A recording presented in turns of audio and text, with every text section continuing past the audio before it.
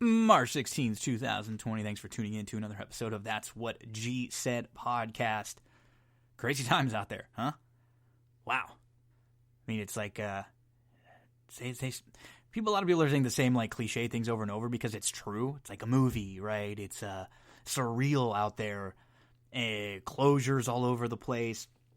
We basically have almost no live sports still going right now.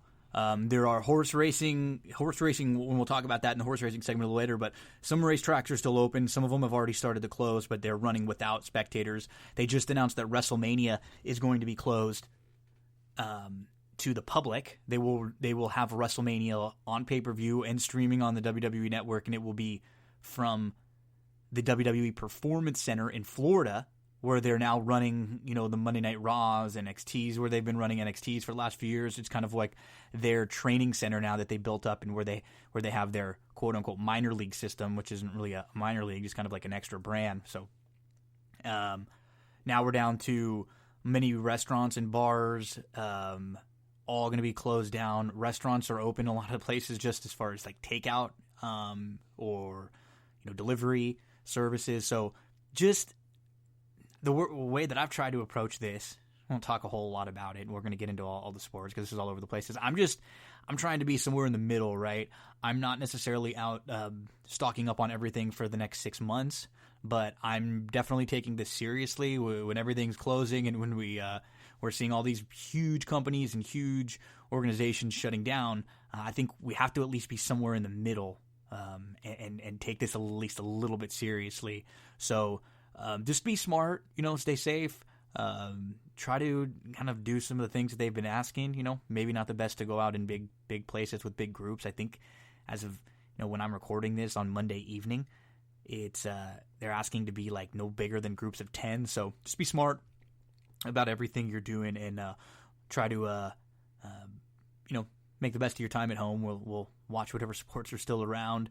Lots of Netflix, lots of Hulu, lots of Amazon Prime. We'll be talking a lot of TV shows here in the next few days, and wrestling's still going too. So we still have plenty to cover here on That's What G Said podcast. We'll take a quick break. We'll hear from one of our sponsors, and then we're going to talk a little NFL free agency. This was a massive day. There were already tons of rumors, lots going on. So we'll spend a few minutes kind of recapping what happened on the first day of this allowed tampering period where all of these deals have already started getting done. So quick word from one of our sponsors, then some NFL. Horse racing fans and bettors of all kinds, we are very excited to be covering the races from Sam Houston Race Park here on That's What G Said on each and every episode. They're broadcasting in HD, they have bigger purses, turf racing over there, but for me, the key is that 12% low takeout on their multi-leg wagers, doubles, pick threes, pick fours, pick fives. They are building a great program over there. It truly is major league racing. We have to give a big applause to the TTA, the Texas Thoroughbred Association. They've added new incentives and bonus programs for buying and selling horses, so it's better for the customers and it's better for the horsemen in Texas. Their social media presence has been bumped up. You can follow them at SHRP Racing on Twitter, and you're going to find morning training videos, the Monday Minute, jockey interviews, or if you're not on Twitter, you can find all the information at shrp.com. They're just working so hard to treat their horsemen and women and the bettors right, so let's give them a little bit of our focus. A couple big days coming up. February the 22nd is Texas Preview Day, and the big day, March the 21st, that is Texas Champions Day. We'll be covering all of that action here on That's What G Said with all sorts of different interviews focusing in on Sam Houston. Make sure when you go to play the races, give Sam Houston a look with that ultra-low 12% takeout in the multi-leg wagers. So as of Monday, it was a big start of another period now in the NFL free agency, and lots of moves were being made. And so I'm just looking on NFL.com. I'm going to go through like team by team. There were a couple really big moves, a couple big trades, a couple players that have moved on to other spots that are pretty big deals. So we'll go through each team, kind of mention some of the deals that they made, the big deals, and just kind of hit on them real quick. So like alphabetically, this is on NFL.com for their free agency tracking. Arizona Cardinals, Kenyon Drake, transition tag on Drake. DeAndre Hopkins, they acquired the wide receiver. This is probably the biggest move. One of the best wide receivers in the league, top 3, top 5. They acquire him from the Texans along with a 4th-round pick in exchange for running back David Johnson, as well as a 2020 2nd-round pick and a 2021 4th-round pick. So that's a massive deal there. Everyone that's reported on this and everything that I've seen, just this looks like an awful deal for the Texans, where you're just getting back David Johnson, who, he's been really banged up the last few years, and you're getting rid of one of the best wide receivers because you're already worried about having to extend him. The Texans, with their, no GM situation, it doesn't look like they made a good move here. But, we'll see on that one. Falcons, Tyler Davison agreed to a 3-year deal, and Hayden Hurst they acquire in a trade with the Ravens, along the tight end, along with the 2020 4th-round pick in exchange for a 2020 2nd and 5th-round pick. So, the Ravens have a kind of an embarrassment of riches with their tight ends there. They have a couple really good ones, Andrews in particular. So they were able to make a move like that. And the Falcons also cut Devontae Freeman. Baltimore Ravens, Michael Brockers agreed to a 3-year, $30 million deal with the team. Calais Campbell was acquired in a trade with the Jacksonville Jags in exchange for a 5th-round pick. Ravens finalizing a 2-year, $27 million deal. A lot of this is from Ian Rappaport. Matt Judon, team placed franchise tag. Buffalo Bills agreed to terms on a 1-year, $6 million contract with Josh Norman. Carolina Panthers, they had made that Okung deal earlier. Kyle Allen signed a 1-year extension. The Bears, Trevathan, 3-year extension, $21 million, max 21 million base value, max $24 million. Cincinnati Bengals placed a franchise tag on AJ Green. Cleveland Browns were busy. They agreed to terms on a 3-year, $42 million deal with offensive tackle Jack Conklin. So this is big. This was one of the better free agents available for the offensive line, which Cleveland really needed some help. They got Austin Hooper, 4 years, $44 million, $23 million guaranteed. He's the highest paid tight end in the NFL right now. The running back Kareem Hunt got a 2nd-round tender on the restricted free agent. Case Keenum, 3-year, $18 million deal, $10 million guaranteed. For the Browns, the Cowboys placed the franchise tag on Dak Prescott, and they re-signed Blake Jarwin, tight end, 3-year deal up to $24 million, just over $9 million guaranteed. The Broncos, they made that AJ Boye earlier. Glasgow agreed to a 4-year, $44 million deal, and Simmons franchise tag. The Lions offensive tackle Vaitai, 5-year, $50 million deal with the Lions. The Packers, Kirksey, 2-year, $16 million deal. Wagner terms with the Packers also. The Texans, we signed the kicker, Kymie Fairbairn. Darren Fells, tight end, re-signed. David Johnson acquired in a trade with the Cardinals, along with the 2020 2nd-round pick and 2021 4th-rounder in exchange for DeAndre Hopkins and a 4th-round pick. And they re-signed Bradley Roby, 3-year, $36 million deal. The Colts, DeForest Buckner, this was a big trade. They acquired in a trade with the 49ers in exchange for the 2020 1st-round pick from the Colts, number 13 overall. The Colts are also giving Buckner a massive extension worth $21 million.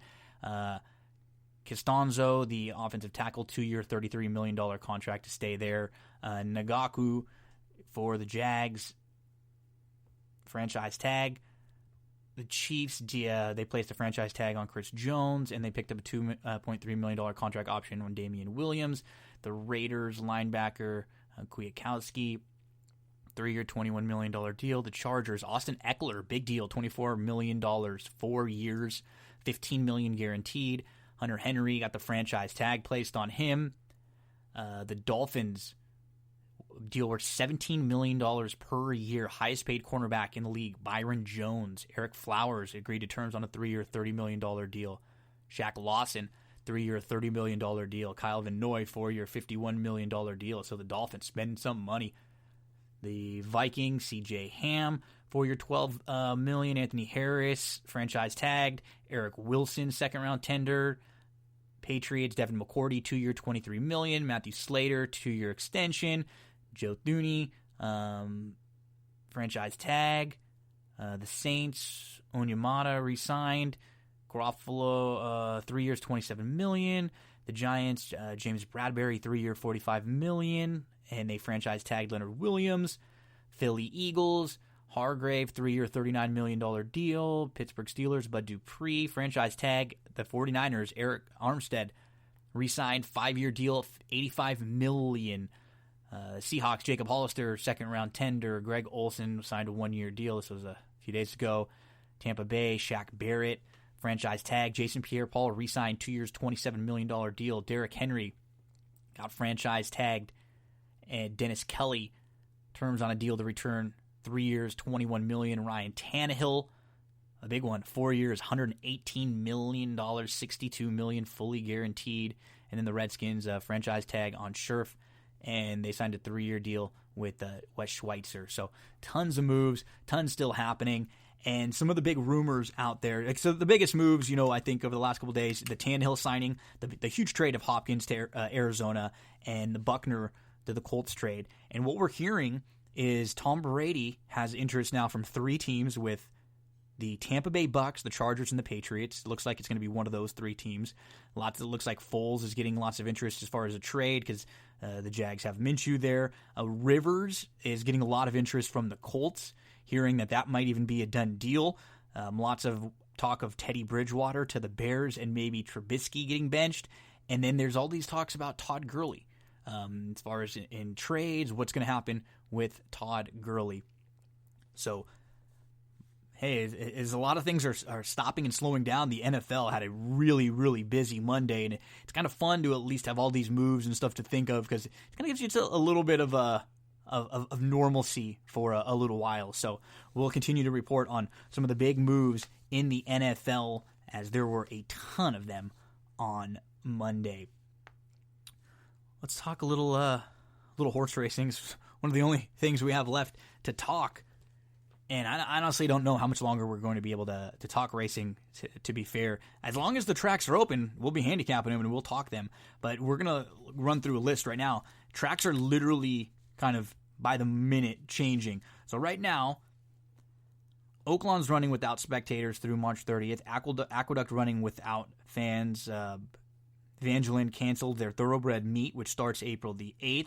The Grand National, Great Britain's most famous race, canceled. Buffalo Raceway suspended their meet until May the 2nd. Hawthorne Harness is going to race without fans. So you can tell it's just different, one track to the next, different. And I'm sure pretty soon it's going to become kind of uniform. I just hope that no one gets sick at any of these tracks. It was a really good weekend. Monmouth delays their opening day of the meet by 3 weeks. Keeneland canceled their entire meet. Sunland Park, they drew the Sunland Park. They drew the Sunland Derby card. Shoplifted, Azul Coast, High Velocity, Fort Knox, Fast Enough, as seen on TV, Top Draw, Sir Rick, Palm Springs, and then they canceled for a couple weeks, or at least suspended everything. Maryland doesn't know. They ran on Sunday. They're supposed to be shut down, but they're trying to clarify if they're allowed to run without any spectators.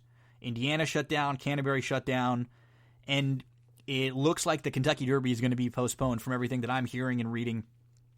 There's going to be an announcement on Tuesday morning made at around 9 o'clock Eastern time from Churchill Downs, or from the Kentucky Derby, about the Kentucky Derby. And I believe it's going to be postponed until September the 5th from everything that I've seen. So how crazy is that going to be? Because what does that do for the Triple Crown, the schedule? You're going to run the Preakness where? A few weeks after, what do you do with the Belmont? Do you run it at Belmont? Now you're looking into the point where you're not far away from the Breeders' Cup. What happens with the races that are, supposed to be 3-year-old races at what point? And all this comes down to, again, these are questions that nobody can answer, and these are questions that we don't have a clue, because we don't know when things are going to start back up again. We don't know if, some of these meets are going to continue to be able to run without fans. So, everything is up in the air right now, and and who knows? We saw some really impressive 3-year-olds over the past weekend. So before we get into 3-year-olds, actually over at Oaklawn Park, we got a winner with the Night Ops, and then Serengeti and Empress looked extremely impressive. In in the Azeri, when Emma lost the rider at the start, the race was really over. Serengeti Empress was asked, and that's the way you have to ride a horse with her kind of speed. Get the separation, run them off their feet. Don't try to keep it close and then let them have the ability to close with you. And that was a really good ride, and Joe Talamos is doing an excellent job over there at Oaklawn Park. He had the winner on night ops in the race prior to that also. One thing that bothered me at Oaklawn, we saw a horse named Blackberry Wine break his maiden. Blackberry Wine is a horse who has actually already won 2 races and was in the Risen Star. And he tested positive and was disqualified from his victories. And what's frustrating is that after winning 2 races, you test positive, you get disqualified from the victories, you lose the purse, but you're able to come back and run again in a maiden race. And he wins the race by 13 lengths. But, like, how do we watch a horse like this and ever know if what we're watching is real? And, you know, he's probably going to jump back up into a stakes race next and probably take a shot at another Kentucky Derby prep. I mean, who knows? I mean, everything I'm talking about now, I'm just kind of assuming it would be the way, you know, the way it was. But I'd be furious to see him show up in a stakes race again. Because what's to say he doesn't show up in a stakes race again and then a month or 2 afterwards, you know, he wins the race or he runs well and then he tests positive. Or just with his speed, he completely changes the complexion of a race when he's in it because he's going to be forwardly placed or he's going to be sitting close and putting pressure and at least, like, involved in the race. So I'm not a fan of just kind of seeing – I don't know what to do because it's not really fair to the horse to not let him run, obviously. But when he's back in a maiden race, that doesn't seem fair. And then if he jumps up and runs in a stakes race – I mean, that doesn't really seem fair because how do we know he's clean? And I mean, with everything that's been going on in racing in the last couple of weeks, it's hard to really trust when someone says, yeah, they are. Oh, yeah, we tested them. They're clean. And then we find out later that they weren't, you know. Unfortunate. But what we did see at Oaklawn Park, which was very impressive, was Nadal. And Nadal was awesome. And I've heard some people who, like, knocked his performance, which I'm just kind of scratching my head on because maybe, like, the time overall wasn't that fast. But he came home pretty nicely late. And what I loved about what Nadal did, right, he drew the rail in a race where there was a lot of other speed. It was the first time going long. It was the first time he had to ship. He dealt with a ton of other pressure from the inside, right?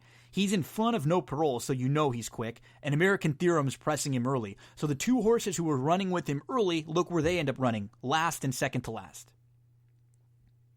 And then in the middle of the race, you have Silver Prospector and 3 Technique kind of loom up and take a shot at him, and he puts them away.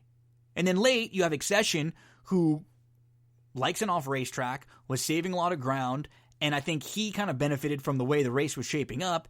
And then he comes at him, and Nadal shrugs him off. And late, if you watch, people are like, "Oh, it's a bad race because there was an 80-1 shot that ran second." Well, you know, watch the race. He put an Accession away too, and was widening the margin again.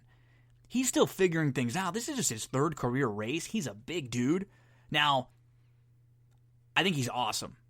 I think he'll fight you. The one concern that I have, and I think he might be, like, down the line, you know, one of the best horses in this crop for sure. The one concern I have with him in a race like the Kentucky Derby, if it's a big field, if it's a field of 20, if he doesn't get the lead or if he's not able to kind of stalk to the outside, if he gets behind horses and he has to maneuver around and shift around, I don't know if that's going to be good for him.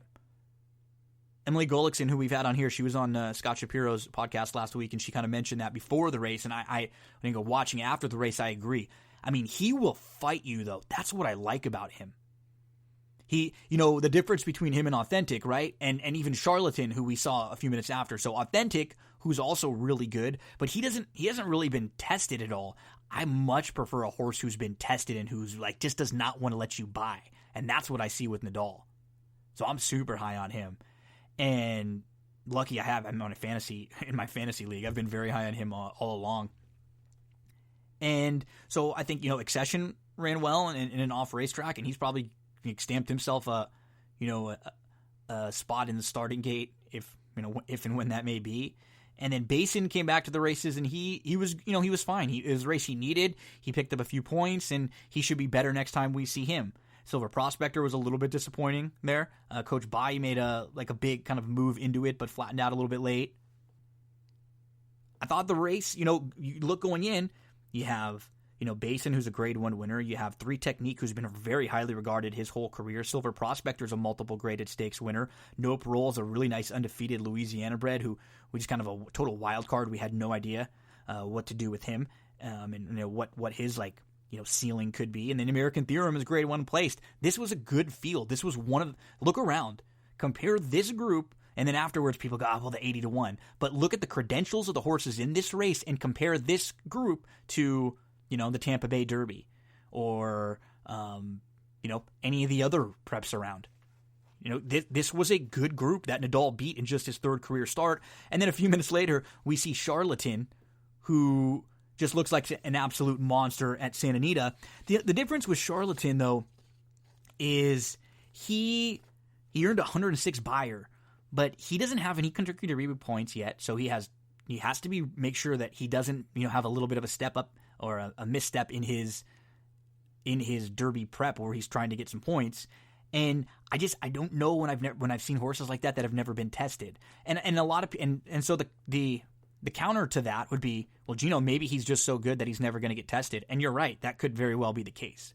But I prefer when I have the opportunity, if there's a horse like Nadal that I've seen get tested by some nice horses and answer the test. I mean, in just his last couple starts, he's dealt with, Ginobili, who I think is a really good sprinter, Storm the Court, who, no matter how high on him or not, Storm the Court came back and ran, fine in the San Felipe. And he was your Breeders' Cup winner last year. Hasn't come back strong, but he's still not a bad horse. And then what Nadal's done with the foes he faced in the Rebel. That was super impressive. The winner of the Ruby at Turfway Field Pass is not nominated to the Derby, and the connections don't seem to think that he's going to run in the Derby. They said that he was pointing more to the American Turf, and again, we'll see with all these races likely being rescheduled and changed around and everything. So that's Field Pass who won that race, who will probably not even be pointing to the Kentucky Derby. So the Kentucky Derby point standing, some of the new horses who kind of have jumped up. Nadal is up to number 3. So Authentic is 1 with his 60 points. Ete Indian has 54 points. He's 2nd. Nadal's number 3 with his 50. Mischievous Alex and Modernist, King Guillermo also have 50. Behind them is Enforceable, who, we'll see what's going to happen with the, Enforceable, Modernist, and some of them who are supposed to run in the Louisiana Derby, which is still scheduled to go this coming up weekend on Saturday. We'll break that race down in a lot of the undercard races as long as it's still going. Storm the Court is in 8th with 32 points. Sol Volante has 30, then 1,000 Words. Tis the Law, number 11. Silver Prospector. Accession jumped up. He now has 20 points. He's number 13 on the list. Honor AP. Many people are high on him after that really nice return to the races. Major Fed, Candy Tycoon, Untitled, Shot Ski, is number 18. He has 19 points. Independence Hall, he has his 14 points. He's going to be headed to the Florida Derby. Silver State is currently number 20 on the point standings list. He has 14. Azul Coast also has 14. He's number 21 on the list there. So some of the horses on the outside looking in, Shoplifted, A New Dior, Maxfield, Basin, 8 Rings, Dennis's Moment. And who knows, with some of those horses, maybe thinking about a race like the Bluegrass, which we know is not going to be run now because Keeneland has canceled their meet. Crazy, crazy stuff out there in the world. And just make sure to stay tuned here to That's What G Said podcast. We'll update you on the news for everything, when things get shut down, when things get canceled, when things open back up, and we'll let you know. We'll be your eyes and your ears here on each and every episode. We're going to keep pumping episodes out no matter what. We have a lot to talk about. We'll kind of react, we'll respond to everything, and we'll what's nice about having a show like this is it can kind of be whatever we need it to be, and we'll react to whatever sports or whatever big things are happening in the world. Let's take a quick break, and then when we return, let's get to Sam Houston. We have Tuesday and Wednesday cards to break down. One of the sponsors of That's What G Said podcast is Cindy Carava, full-service realtor, and I am here over in Glendora at Coldwell Banker with Cindy Carava. Cindy, how was 2019 for you? Tell us a little bit about what kind of stuff you were working on. Hi, Gino. Thanks for having me. 2019 was just really great. I had a great year selling homes all the way from Altadena, Arcadia, Monrovia, out to Upland and Ontario just recently. The market has been really good. We're looking forward to 2020 with an increase in home prices about 5.8% this year, opposed to last year where it was a little softer. We saw more like homes averaging about 3.5% in increase in value. It's also looking great for buyers. The interest rates right now are going to be staying under 4%. So if you've been on the fence about thinking about buying a home, now is the time to do so with interest rates still staying low. And you offer more services than just the buying, selling, and leasing homes. Tell us about some of the other services that you offer and what a full-service realtor really is. So you're right, Gino. Besides me being a full-service realtor of finding properties for my clients to buy or selling their homes or finding rentals for them, I also have a plethora of resources like handyman, contractors, electricians, plumbers. I even, if like I said, if you're thinking about getting a home loan, I actually work with 2 great lenders that I can recommend to anybody. And you're all over the internet, social media, websites. Let us know some of the places where we can find you. I know I've seen some reviews on Yelp and on Zillow. Everyone always has positive things to say. Everybody hears me raving about you all the time. But where can everyone else find out information about you or contact? Thank you, Gino. Yeah, I am on Facebook and Instagram and LinkedIn. And you can contact me on my website, which is www.cindycarava.com, or my email, which is cindyc.realtor@gmail.com, or feel free to call or text me on my cell phone, which is 626-394-6400. Cindy is awesome. She's one of the kindest and most genuine people I've ever met. I promise you, you will enjoy every minute you interact with her. So thank you very much, Cindy. Appreciate all of your support from That's What G Said podcast. Thank you, Gino. Have a great day, everyone. Okay, past performance is out. Let's go March 17th, St. Patty's Day. And we do have racing still going on at Sam Houston. So we're going to be all over Sam Houston on Tuesday. Let's start with race number 1. And we can kick things off right away with a pick 5. These are $15,000 claimers, non-winners of 2. I like the 6 in here, Top Hat Charmer, 3-year-old filly. She most recently, on February the 14th, made her first start at Sam Houston, and it was her first start since September. She was asked for some speed from post 2. She was about a half length behind the leader, and she had a wall of 5 horses to her outside. She got squeezed out of a really tight spot. She got shuffled back. She lost at least a length. She angled around. She had dead aim. Really no excuses, but it was just her first start. She had that early first start since September. She had that early trouble, so she had every right to just be a little bit tired late. She was a clear-cut second, and now she's drawn, she drew post 2 last time, so she was stuck on the inside. Now she's drawn to the outside, and things are going to be much, much better for her with that draw. The other horses to include in here, the 3 Contendress, who was 3 off, was part of a second flight, but was in the middle of traffic and lost some ground, angled around, got up late for second. I think probably the one they'll all have to hold off in here. 7 furlongs feels like it should be a really good distance for the 3.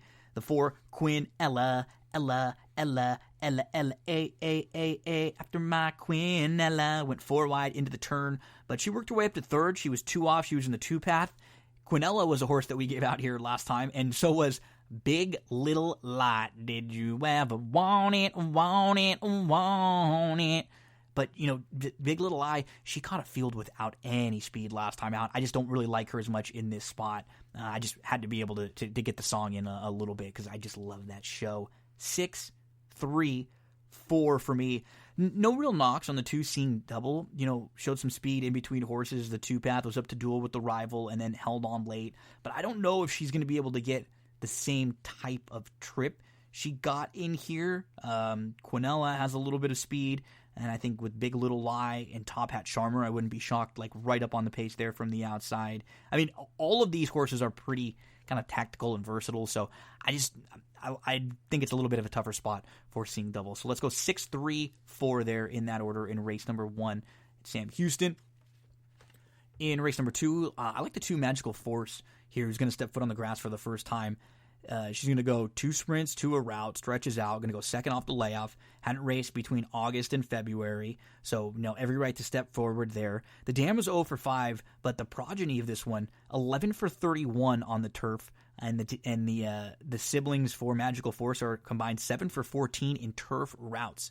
So you're getting a filly who's going to drop in class.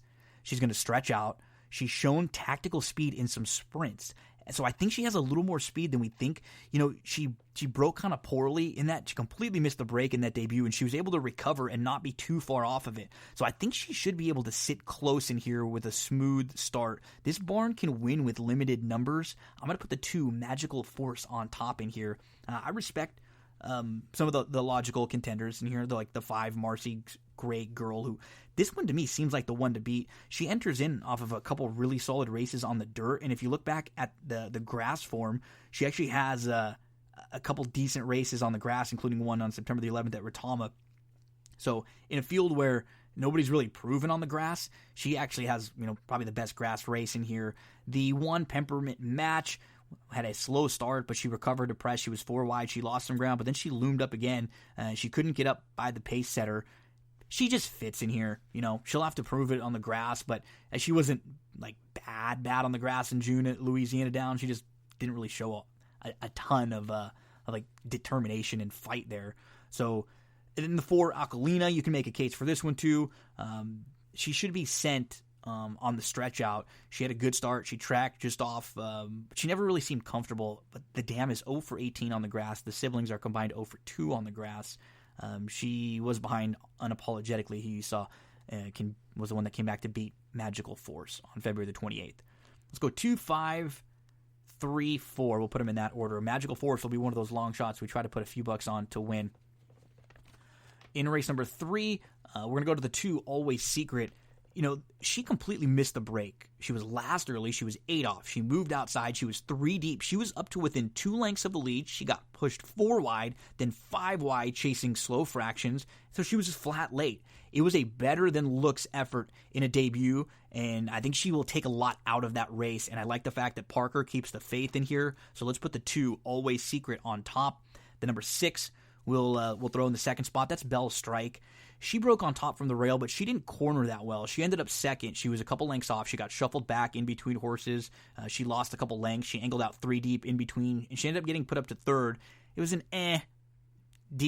put up by DQ. I don't know how much she really got impacted. Still she's a top player in here. And when you see Elliott, who shows up, I mean, he's 9 for 20 so far in these couple days that he showed up to ride at Sam Houston. So you have to take notice any of these horses, because he's going to just put a much better ride on them than they've got a lot of the time. The 1 Cecilia's Gem, you can make case for like both parts of the entry. West Coast Temple, I guess, a little less of a case for, but Cecilia's Gem, she was the one who was DQ'd. She actually finished across the wire in front of Bell Strike, but she was DQ'd because she kind of came out on Bell Strike a little bit. She was mid-pack. She was in between horses. She was 3 off. She got up to 4th. She was on the rail. She moved through a tight spot. She got up into 2nd, and she was trying to clear out a spot, and it was her first try going long. She can improve off that. I thought it was a pretty decent effort. Now, obviously, the 5 Kersey to the Kitten with the blinks coming on. February 22nd was your beaten favorite. It's actually been your beaten favorite the last 2. And last time we saw her, she was a step slow. Then she rushed up. She was 3 deep into the turn. She worked her way up to 5th. She was 3 off.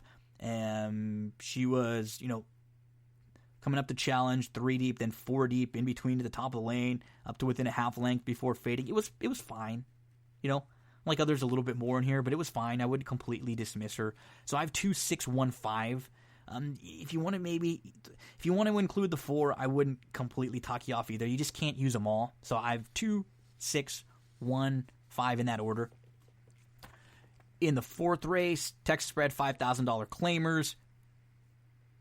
I'm going to start with the 7 in here, and that is Stillwater R, who is now going to drop in against $5,000 Texas breds. This is a gelding who likes 7 furlongs. He drew the rail last time out, and he got stuck in a bad spot immediately. He got shuffled. He lost a couple lengths. He was buried on the inside. Then he got backed up into. He got shuffled again, lost 3 lengths, lost all his momentum, had to angle around widest of all. Now goes from the inside to the outside. He should have a much better trip. He can sit a little bit. He doesn't have to be dead last. He has a little more tactical speed than they showed. I like the trip at 7 furlongs. So let's put the 7 Stillwater R. I think getting a nice... I think Luzzy will fit this one well today. So let's put the 7 on top. The number 5, Jessica's Arch, looks like the one to beat to me. He loves it at Sam H. Last out had a brutal start. The rival came over on him. Then he settled towards the rear. But he wasn't like too far out of it, like 6-7 off. He stayed inside. He angled around and then back up to the rail with a really nice sustained rally for the win on February the 19th. And he's not a win machine.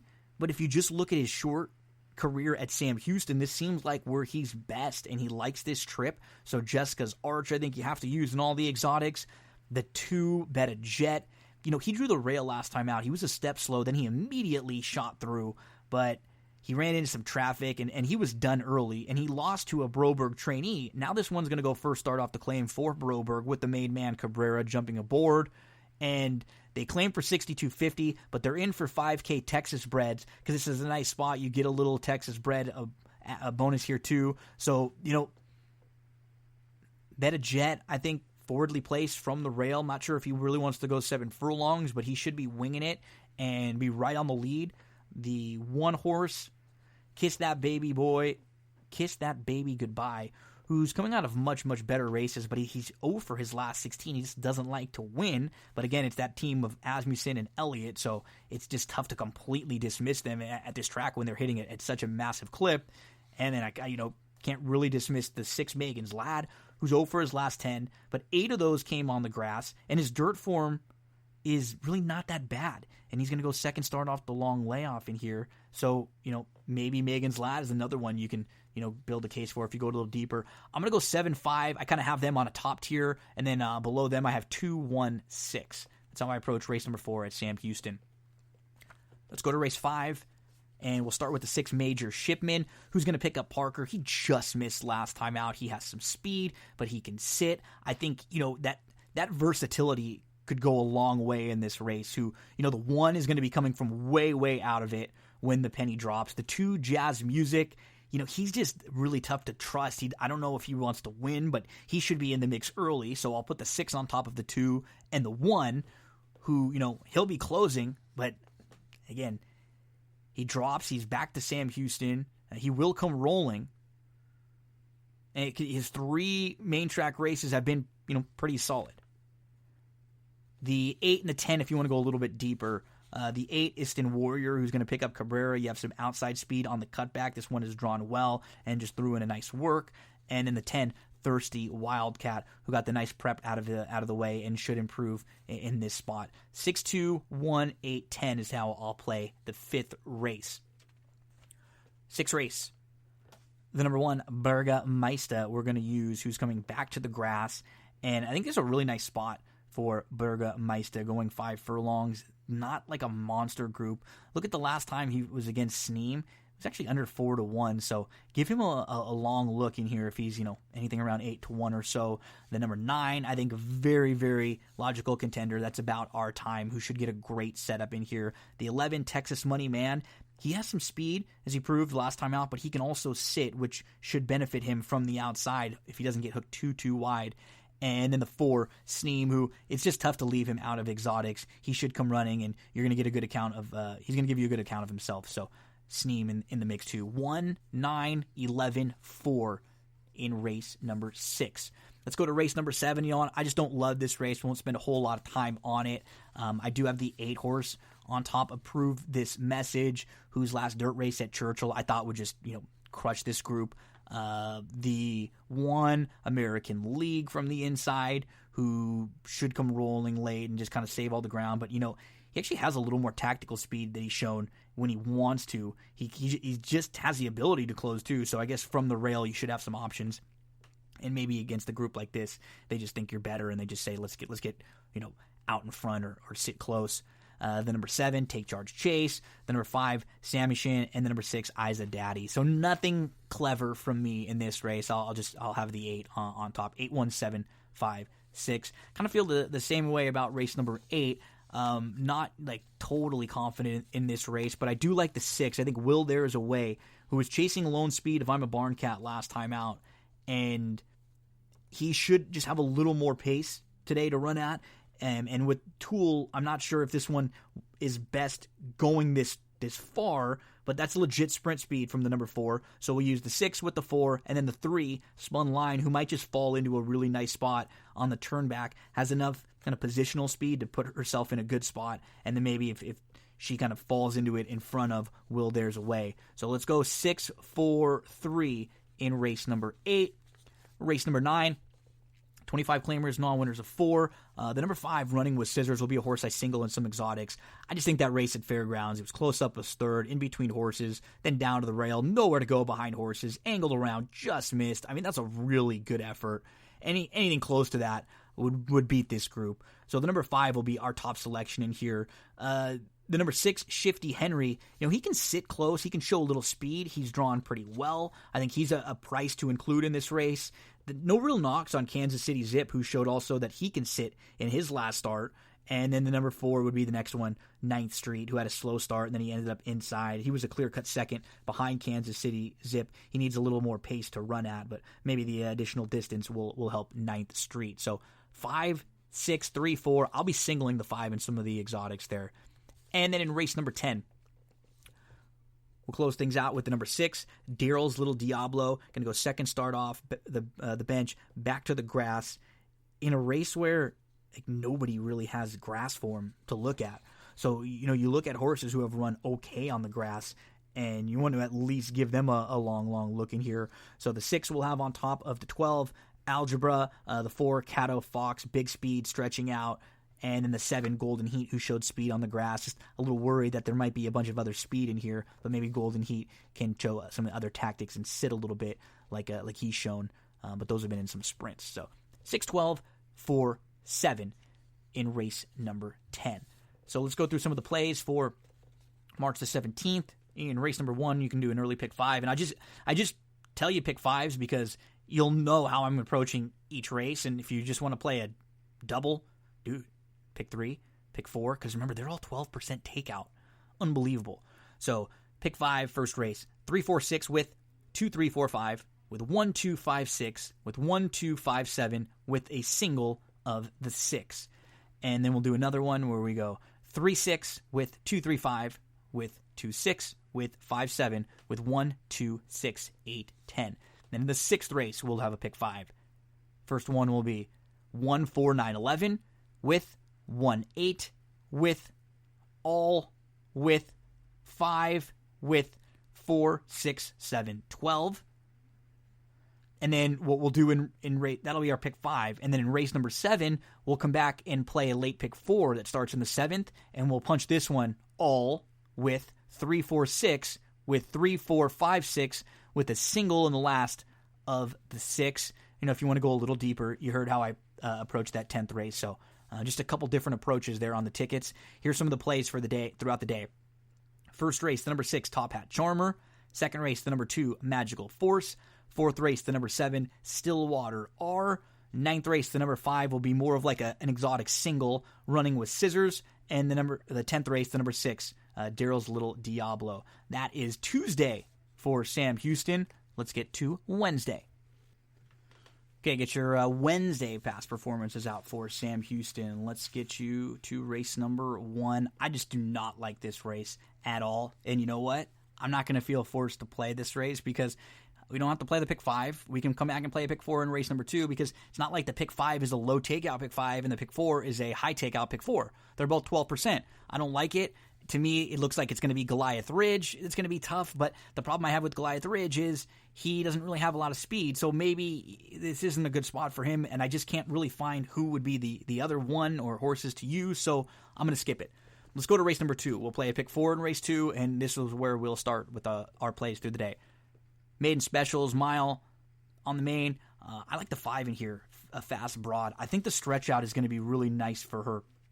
She had a good start. She settled mid-pack in her most recent start. She was 5 off. She moved up the rail. She was nicely, she was traveling really well. She got to within maybe 2-3 lengths. Then she had to slightly wait. She had to slow the momentum. She ended up finishing a fine third. The races prior to that she comes out of have been very productive races so far. I think a Fast Broad will enjoy getting a little more distance here. And in a race where, there's a couple speeds, I'm hoping that she can sit maybe right behind them, a Fast Broad. The 1 Lightning Bug from the rail, I'm just going to give her another shot in here. These are, Asmussen, it's Elliott. This one got some money, showed a little bit of speed, but the race was on an off-race track. I'm always willing to give horses a kind of a mulligan if they don't run well on a sloppy racetrack in their debut. The number 6, Lady Laura, looks like the one to beat. She was a good runner-up. And she hasn't really been bad in either of her 2 starts. She's going to be showing some speed. She's going to be in the mix throughout. And she looks like, she'll probably take a ton of money. And then the number 3, E-Ticket Ride. I like the jock switch here. And I think she is a horse who can definitely pick up some pieces and at least spice up some of the exotics and get you a little value there. So let's go 5-1-6-3 in race number 2 at Sam Houston. In race number 3, we're going to single the 5 in some of the early spots. That's Dawn's Final 4. I think he can just run away and hide from this group. He had a good start from the inside on February the 22nd. He had to work through and then deal with pressure because he drew the 2-hole. So good start, but then you got to you got to work your way up through a tight spot. You deal with pressure. He put away the other speed, but he couldn't hold off Airedale, who ended up sitting a perfect trip. And Dawn's Final was a really nice second that day. He was a clear-cut second. That was going 7 furlongs, and he was doing that off the bench, and that is not easy. I think he's going to take this field gate to wire. The number 7, Rebel Rumble, I like. He's drawn well to sit. I just hope that he doesn't try to get caught up early and put too much pressure on Dawn's Final. If that happens, then it sets up for a horse like the 1 Game, Set, and Match, who should come flying late but just has no speed whatsoever. The 3, Osmo's a little bit interesting on the drop-in class, trying the dirt for the first time. So let's go 5-7-1-3. The 5 will single in some spots and maybe a horse to make a win wager on if we can get anything over 5-2. In race number 4, 5 furlongs on the turf course here, the 5, Blingin' Rose. She was in tight in her last start. She was at the back of the pack. She really held her ground well, though. She was 3 deep, and then she angled around 5 wide. The wide trip really hurt, but she kept trying. She just missed second. She's not a win machine, but she's pretty consistent on the grass, and I like the fact that, Parker decides to stick with her today. She should get a really nice trip in here. It looks like there's a lot of speed and a lot of question marks. If anytime I'm a barn cat's in the race, there's going to be speed. Miss Invasive is very, very quick. Mimi Song from the rail has legitimate speed.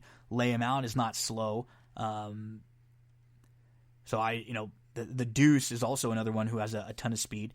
5, Blingin' Rose gets the trip. The 8, drawn with maybe the opportunity to sit a little bit, but she has to hope that she doesn't get caught up or forced wide. So I'm going to put her in the second spot. The 3, Lay Him Out, we'll be using because I like the fact that she also has some speed and can sit, and she's run really well in her 2 starts on the grass. And then the number 4, Miss Invasive, with that kind of speed, she just could be really, really dangerous. So 5-8-3-4 in race number 4. In race number 5, maiden special weights here. Blinkers come on. The 2, Judy's Prize. Blinkers on the cutback, dropping out of a stakes race at Delta Downs, and the races prior to that at Delta were actually really good. They've come back very, very live. I think Judy's Prize has the opportunity to sit a nice trip in here. What concerns me is that the 9 and the 10 look like the top contenders. I'm a little worried that they might end up kind of battling with each other on the front end. If Speed on Tap can sit, maybe just right behind Liam's Tempest, then Speed on Tap is going to be really, really tough in here. So I don't want to, completely dismiss the 9. And then the 10, Liam's Tempest, maybe enough speed to show the way. You have that race under your belt now. You're going to put 2 starts together. I'm going to go 2, 9, and 10 in here. I'll use them in most of the exotics. So the 2, Judy's Prize, we'll have on top. In race number 6, the number 2, Game Day Decision is where we're going to start. He has enough tactical speed to put himself in a nice spot from the rail and maybe not get shuffled and get into some trouble. And you're going to be, trusting the services of Parker there. If you just key off his dirt form overall, he looks really good in here. It's a good spot for game day decision. The number 5, Valiant Appeal, was just super impressive. He took a massive step forward, and it was his first start. He hadn't raced from March 23rd of 2019 to February 14th of 2020. He won by 9.5 lengths. He beat a horse named Young Phillip, who was the heavy favorite that day, and Young Phillip just came back to win by 4 lengths the other day. So Valiant Appeal, was excellent, and that was his first start in the Danny Pish barn. I think you have to use him in all exotics after that kind of an effort. It'll be the 1A of the entry that I like in here, War Argyle, who went long last time out and was just really flat and caught a horse who won going gate to wire, and now he's going to cut back in here, so he should have a little more bottom on the cutback. So I think he could, definitely pick up pieces late at the very least. And then you have Cat Second Silver, who's going to be cutting back in here, who's going to be involved early. He's not just a horse you can toss. So 2, 5, 1, 6 in race number 6. I thought the 7th, which starts your late pick 4, was a kind of a hard race in here. The 2 I'll kind of have on the top tier will be the 2 and the 9. Who's Fooling who made a turf debut on February the 28th, showed some good speed, broke right with the leaders, stayed in contention until late, and the leader kicked clear. And now it's going to go third off the long layoff, second time on the grass. I think there's plenty to like about Who's Fooling who we'll put on top. Hopes he can just sit a really nice trip. Hopes she can just sit a really nice trip. The number 9, Zip It Up My Sister, broke well, and she was sitting just behind the leaders on the inside. Then she just got stuck in that bad spot. She got shuffled. She just had a really, really tough trip, and now she's going to get a nice jock upgrade here. I think the 9 is one to use in all exotics. The 7, Dreaming Tiger, the turf race back in July was good, and I think that may be able to wake her up a little bit in here, and you always have to take a positive when Cabrera jumps aboard. The number 7, Dreamin' Tiger, we'll put in the 3rd spot. The 11, Covert Special, who's going to cut back. He was also in that Cypress Point race on February the 28th and was 50-1, and now we'll take a ton more money with Parker aboard. I don't like her as much as I like a few others in here. The 8 is another one who, Amerdine, I think you can make a case for sneaking her into some of the exotics, making her first start on the grass. She continues to step forward in each of her starts. So let's go with 2, 9, 7, 11, 8. We'll put the 2 horse on top.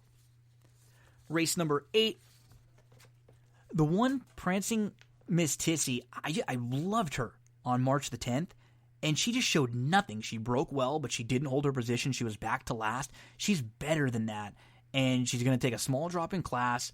I think she's going to run a lot better in here. If you put a line through her last race, and you were just playing her off the form prior to that, like let's say she didn't race on March the 10th, and you were just playing her off her races before, she would be, maybe the horse to beat in here. So I'm going to use her. We'll put her on top in here. We'll use along with the 2 other logical horses, the 7, Miss Funny Gun, who's getting major class relief, and the 8, Ash Blonde. And both of them got their first race of the year out of the way too. They have the right to improve in here and be a little fitter with that race under their belt. So let's use the 1, Prancing Miss Tissy, 7, and the 8. In race number 9, the 4, Banker Billy. He had an awesome debut. And then in his second start, he was part of 5 horses who all went for the lead. It wasn't the best trip, kind of a bad ride. He still kind of kept forcing for the front end when it was obvious he was just going to be in some trouble, and there were a bunch of others going. If he can just kind of combine those 2 starts, where maybe he's not so far back, but maybe he's able to show just a little bit more positional speed, he's going to be tough to hold off in here. So I think you'll get a better trip here with Parker. Let's go with the 4, Banker Billy on top. The 3, Bandy's Map. Obviously a logical contender on the big drop in class, and it's those Asmussen-Elliott connections that you can't really dismiss with a horse coming in like this who's faced much better and probably is the most talented horse in this field if he's figured it out yet. And then the 5, Wild Indy, who's going to cut back and go third off the bench. You kind of hear my voice get disappointed when when there are races where I just feel like it's super logical and I can't really tell you anything outside the box or anything awesome. So let's hope we can get Banker Billy home and maybe get a little separation in a couple. And then in race number 10, it's the 3 for me. The 9 I can take a shot with. I feel like the 3, Insta Famous, is the one to beat. He just got nailed late for second, going long on the grass for the first time, and he feels like the one to beat. And then there are some horses in here that I think you can take some shots with. They're like the 1 I've tried to play a few times, Moolah Wild. I'm going to put the 9 on top, Whiskey for Breakfast. This one debuted, was your favorite, going a mile against Maiden 10s at Delta. It was in the slop, got a ton of action, didn't show anything. And now comes to the grass, steps up. The dam won on the grass multiple times, won a first level allowance at Saratoga. I think the 9 is really sneaky in here. Whiskey for Breakfast. Let's put the 9 on top. And then the 3, Insta Famous. So we'll use the 3, 9 in all exotics, right? And then the 6, Battleship Bevo in most. Because I think he's pretty consistent. I think you know what you're going to get from him. He's going to at least kind of grind along and hit the board and give you a good effort. And if nobody jumps up, he could win the race. Then after that, the 8, Sedona Sunset, his January 31st race was actually much better than it looks. And then he improved again last time out, so I really don't have any knocks on him. The number 10, Carly's Dream, does own a turf-winning Sib for a long shot, and a long shot who only has one career race and now stretches out and tries the grass. The 11, Hoodoo Brown, is a first-time gelding who was a good second in his only try on the grass against maiden claimers and now steps up. He flashed some speed from the rail, and there were 2 next out winners from that February 15th race. And then the 1, Moolah Wild. I've chased this horse the last 2 times because I liked his debut race on November the 2nd back at Remington, and I played him. I used him in some exotics in both of his 2. I'm going to give him one more shot. Cabrera gives him another shot, too, at a big price. So he jumps aboard. So I think a difficult race to end the card there at Sam Houston. Let's go through our plays for Wednesday, March the 18th. Second race, we'll play the pick 4. 1-5-6 with 1-3-5-7 with 5-8 with 2-9-10. We'll play another pick 4. 1-3-5-6, single the 5, Dawn's Final, 3-4-5-8 with 2, 3, 9, 10. Race number 6, we're going to go pick 5, 1, 2, 5, 6 with 2, 9, with 1, 7, with 3, 4, 5, with 3, 6, 9. And then you come back and let's play a pick 4 that starts in race number 7. And this pick 4 will be 2, 7, 8, 9, 11 with 1, 7, 8 with 4 with 1, 3, 6, 8, 9, 10, 11. That one singles Banker Billy. So some of the horses I like throughout the card to make sure to include in your exotics. In the second race, the number 5, A Fast Broad.